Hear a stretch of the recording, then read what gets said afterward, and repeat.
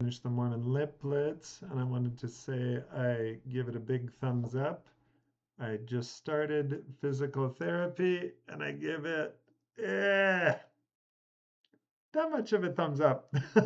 That's what I got. Some of you may not have heard I broke my wrist, and so I got a nice little plate there, and everything is all nice and new, but yeah, we finished the Mormon Lit Blitz. This is the 15th year of the contest, and it's super fun when I'm on the judging committee to select the pieces that become finalists, and we'll read. And sometimes we read anonymously. Sometimes there are pieces that turn out to be people I don't know at all. They're brand new writers to me.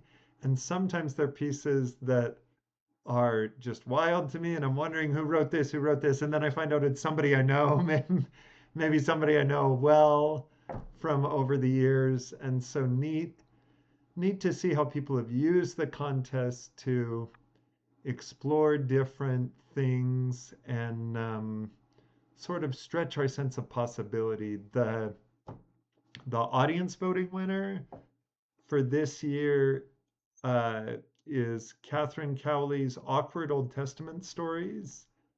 Um, and I think it and the Judge's Choice winner, which we'll get to in a second, both do a really good job of using discomfort to create a dramatic tension that that drives us forward and that we're able to learn something through. Awkward Old Testament Stories is about a woman in a ward who just shares, often shares in different contexts, the Old Testament stories we don't often talk about, and then draws some kind of wild lessons from them.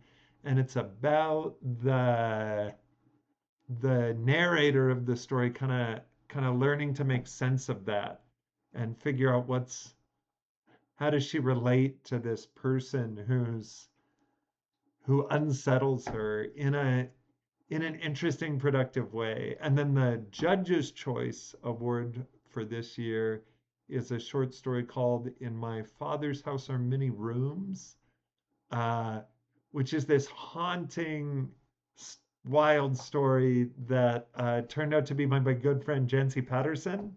And Mary Jane Rice, the poet, is the guest judge this year. And it's interesting that she settled on that one, which I am not even going to try to describe to you other than to say like look it up and see what happens as Jancy takes you into places you might not be used to, and what it does to your mind and heart to kind of go through them and get somewhere.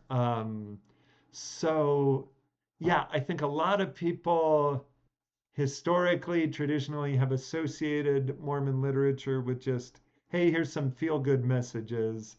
This this year's winners are a great example of stories that are more layered and complicated, dealing with tension and contradiction, but I think really having a strong spiritual core that comes through and because of that difficulty. So hope you'll take a look at mormonlitlab.org if you didn't get a chance to read the stories yet of those and all the other pieces.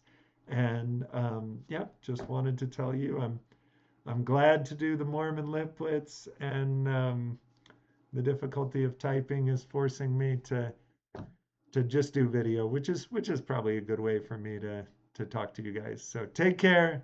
I hope you enjoy it, and we'll do this again sometime.